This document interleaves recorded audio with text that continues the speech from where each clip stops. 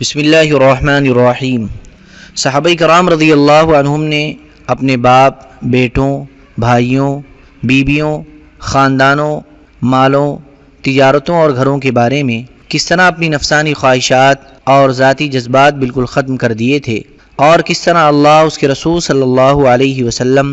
اور ہر اس مسلمان کی محبت کو مضبوطی سے پکڑ لیا تھا جسے اللہ، اس کے رسول کی نسبت حاصل تھی، اور انہوں نے کس طرح ہر اس انسان کا خوب اکرام کیا جسے نسبت محمدی حاصل ہو گئی تھی۔ اسلام کے تعلقات کو مضبوط کرنے کے لیے جاہلیت کے تعلقات کو بالکل ختم کر دینا۔ حضرت ابن جودب رحمۃ اللہ علیہ کہتے ہیں، جنگ بدر کے دن حضرت ابو عبیدہ بن جراح رضی اللہ عنہ کے والد ان کے سامنے آتے یا ان کے سامنے سے ہٹ جاتے، لیکن جب ان کے والد بار بار ان کے سامنے آئے تو انہوں نے بھی ان کو قتل کرنے کا ارادہ کر لیا اور آخر انہیں قتل کر ہی دیا۔ اس پر اللہ تعالیٰ نے یہ آیت نازل فرمائی،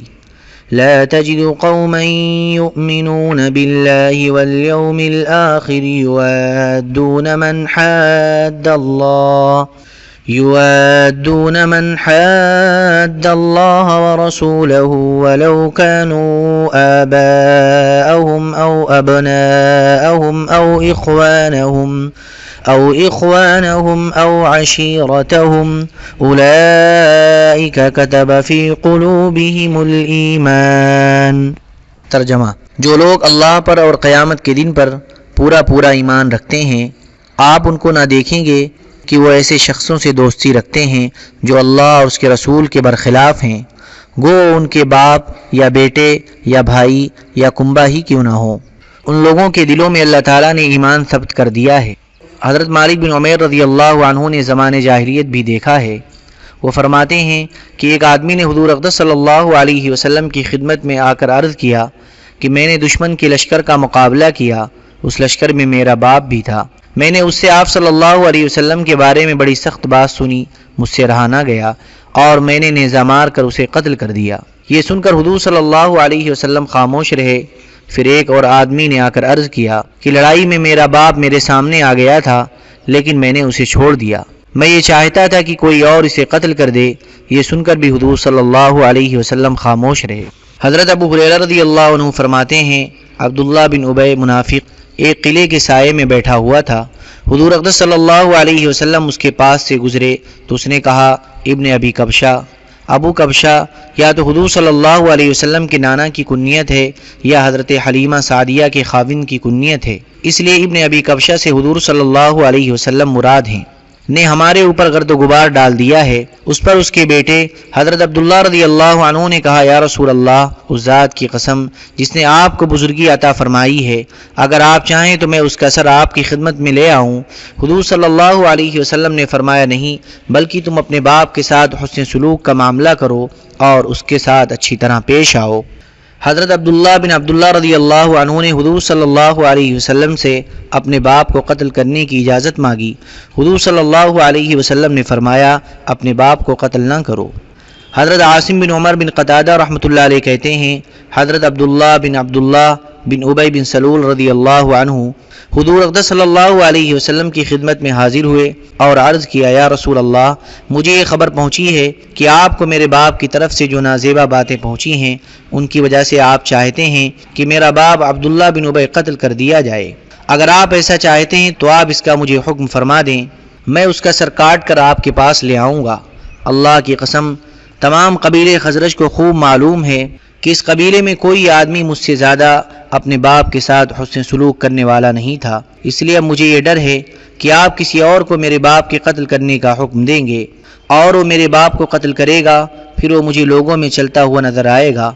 کہیں ایسا نہ ہو کہ میرا نفس زور میں آ جائے اور میں اسے قتل کر ڈالوں، اس طرح میں کافر کے بدلے مسلمانوں کو قتل کر بیٹھوں اور یوں میں دوزخ کی آگ میں داخل ہو جاؤں۔ حضور صلی اللہ علیہ وسلم نے فرمایا، نہیں، ہم تو اس کے ساتھ نرمی برتیں گے اور جب تک وہ ہمارے ساتھ رہے گا ہم اس کے ساتھ اچھا سلوک کریں گے۔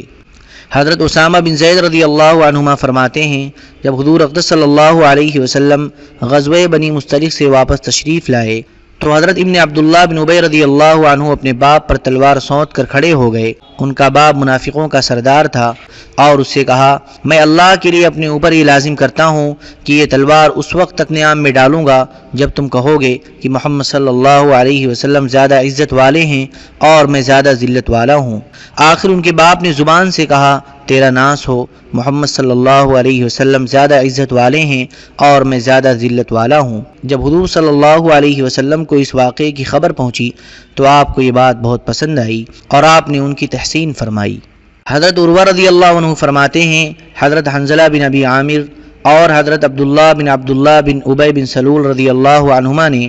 اپنے اپنے والد کو قتل کرنے کی حضور صلی اللہ علیہ وسلم سے اجازت مانگی، لیکن حضور صلی اللہ علیہ وسلم نے منع فرما دیا۔ حضرت عبد الرحمن بن ابی بکر رضی اللہ عنہما نے بعد میں اپنے والد حضرت ابو بکر رضی اللہ عنہ سے کہا میں نے جنگ احد کے دن آپ کو دیکھ لیا تھا، لیکن میں نے آپ سے اپنا منہ پھیر لیا تھا، باپ سمجھ کر چھوڑ دیا تھا۔ حضرت ابو بکر رضی اللہ عنہ نے فرمایا لیکن اگر میں تمہیں دیکھ لیتا تو میں تم سے منہ نہ پھیرتا بلکہ اللہ کا دشمن سمجھ کر قتل کر دیتا۔ اس وقت تک حضرت عبد الرحمن رضی اللہ عنہ مسلمان نہ ہوئے تھے۔ حضرت واقدی رحمۃ اللہ علیہ بیان کرتے ہیں کہ حضرت عبد الرحمن رضی اللہ عنہ نے جنگ بدر کے دن مقابلے کے لیے للکارا۔ اس دن یہ کافروں کے ساتھ تھے تو ان کے مقابلے کے لیے ان کے والد حضرت ابو بکر رضی اللہ عنہ کھڑے ہوئے تو حضور صلی اللہ علیہ وسلم نے حضرت ابو بکر رضی اللہ عنہ سے فرمایا تم مقابلے کے لیے نہ جاؤ، ہم نے ابھی تم سے بہت سے کام لینے ہیں۔ حضرت ابو عبیدہ اور غزوات کے خوب جاننے والے دیگر حضرات بیان کرتے ہیں کہ حضرت عمر بن خطاب رضی اللہ عنہ حضرت سعید بن عاص رضی اللہ عنہ کے پاس سے گزرے تو ان سے حضرت عمر رضی اللہ عنہ نے کہا میں دیکھ رہا ہوں کہ تمہارے دل میں کچھ ہے، میرے خیال میں تم یہ سمجھتے ہو کہ میں نے تمہارے باپ عاص کو قتل کیا ہے، اگر میں نے اسے قتل کیا ہوتا تو میں اس پر تمہارے سامنے کوئی معذرت پیش نہ کرتا، میں نے تو اپنے ماموں عاص بن ہشام بن مغیرہ کو قتل کیا تھا، میں تمہارے والد کے پاس سے گزرا تھا، وہ زخمی ہو کر زمین پر پڑا ہوا تھا اور زمین پر ایسے سر مار رہا تھا جیسے غصے میں آ کر بیل زمین پر سینگ مارتا ہے۔ بہرحال میں اس سے کترا کر آگے چلا گیا اور اسے اس کے چچا زاد بھائی حضرت علی رضی اللہ عنہ نے قتل کیا ہے۔ اور استیعاب اور اسامہ میں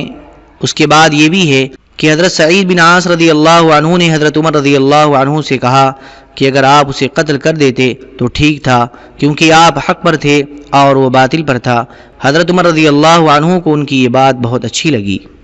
حضرت عائشہ رضی اللہ عنہ فرماتی ہیں جنگ بدر کے دن قتل ہونے والے کافروں کے بارے میں نبی کریم صلی اللہ علیہ وسلم نے حکم دیا کہ ان کو گھسیٹ کر کنویں میں ڈال دیا جائے، چنانچہ انہیں اس کنویں میں پھینک دیا گیا۔ پھر حضور صلی اللہ علیہ وسلم نے اس کنویں کے کنارے پر کھڑے ہو کر فرمایا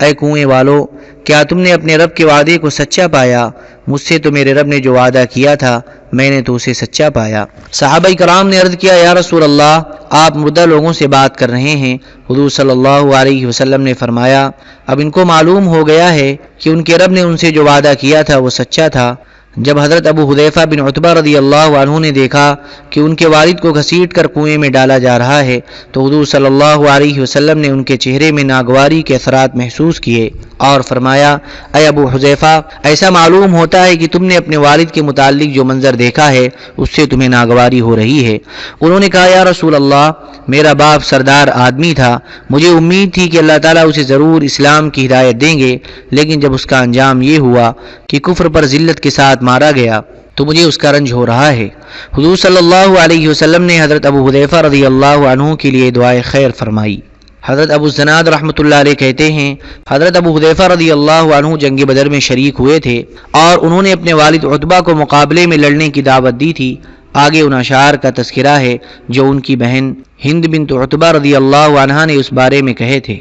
بنو عبد الدار قبیلہ کے حضرت نبی بن وہب رضی اللہ عنہ فرماتے ہیں جب حضور صلی اللہ علیہ وسلم بدر کے قیدیوں کو لے کر آئے اور انہیں اپنے صحابہ میں تقسیم کر دیا تو فرمایا میں تمہیں پرزور تاکید کرتا ہوں کہ ان قیدیوں کے ساتھ اچھا سلوک کرنا۔ حضرت مصعب بن عمیر رضی اللہ عنہ کے سگے بھائی حضرت ابو عزیز بن عمیر بن ہاشم بھی قیدیوں میں تھے۔ حضرت ابو عزیز ہی بیان کرتے ہیں کہ ایک انصاری آدمی مجھے قید کر رہے تھے، کتنے میں میرے بھائی مصعب بن عمیر میرے پاس سے گزرے تو اس انصاری سے کہنے لگے دونوں ہاتھوں سے اسے مضبوطی سے پکڑے رکھنا کیونکہ اس کی ماں بہت مالدار ہے، وہ تمہیں اس کے فدیے میں خوب دے گی۔ حضرت ابو عزیز کہتے ہیں صحابہ کرام رضی اللہ عنہم جب مجھے بدر سے لے کر چلے تو میں انصار کی ایک جماعت میں تھا۔ جب بھی وہ دن یا رات کو کھانا اپنے سامنے رکھتے تو روٹی مجھے کھلا دیتے اور خود کھجور کھا لیتے، کیونکہ حضور صلی اللہ علیہ وسلم نے انہیں ہمارے بارے میں تاکید فرما رکھی تھی۔ ان میں سے جسے بھی روٹی کا ٹکڑا ملتا وہ مجھے دے دیتا،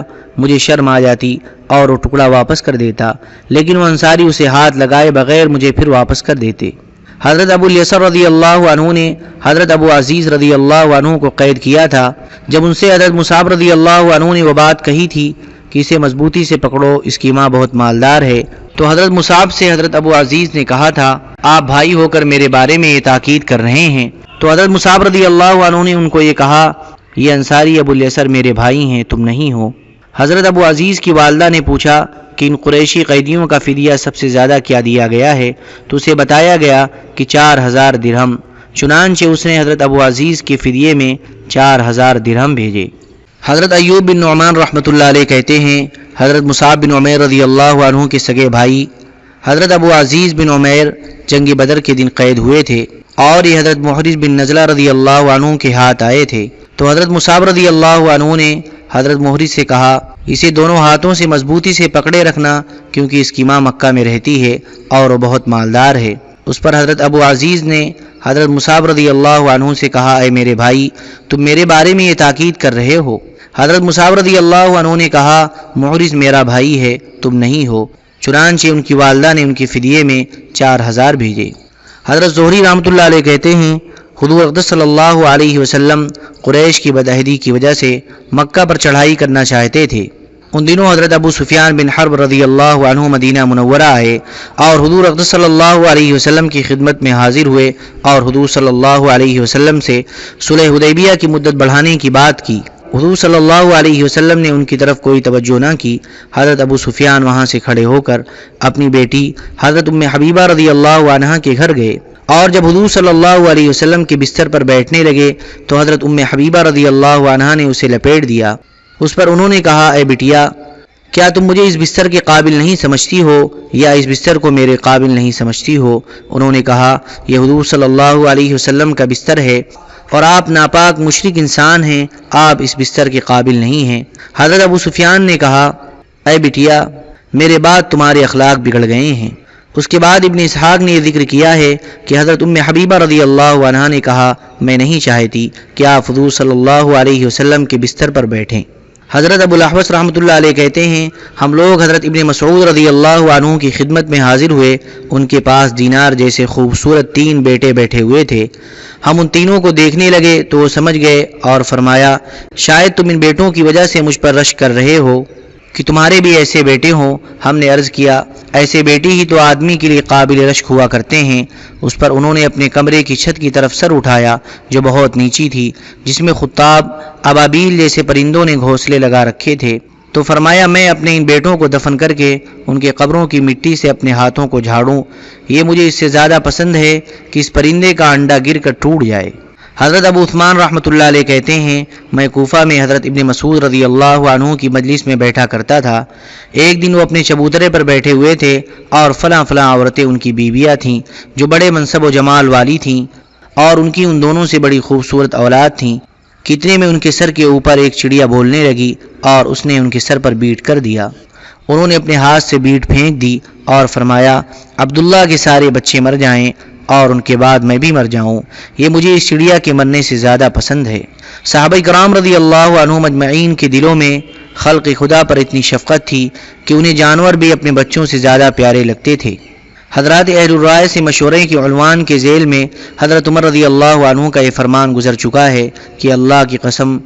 بدر کے قیدیوں کے بارے میں جو حضرت ابو بکر رضی اللہ عنہ کی رائے ہے وہ میری نہیں ہے، بلکہ میری رائے تو یہ ہے کہ فلاں آدمی جو میرا قریبی رشتہ دار ہے وہ میرے حوالے کر دیں، میں اس کی گردن اڑا دوں، اور عقیل کو حضرت علی کے حوالے کر دیں، وہ عقیل کی گردن اڑا دیں، اور فلاں آدمی جو حضرت حمزہ کے بھائی ہیں یعنی حضرت عباس رضی اللہ عنہ وہ حضرت حمزہ کے حوالے کر دیں، حضرت حمزہ رضی اللہ عنہ ان کی گردن اڑا دیں، تاکہ اللہ تعالیٰ کو پتہ چل جائے کہ ہمارے دلوں میں مشرکوں کے بارے میں کسی قسم کی نرمی نہیں ہے۔ حضرات انصار کے ایسے ہی قصے جلد اول میں انصار کے جاہلیت کے تعلقات کو قربان کرنے کے باب میں گزر چکے ہیں۔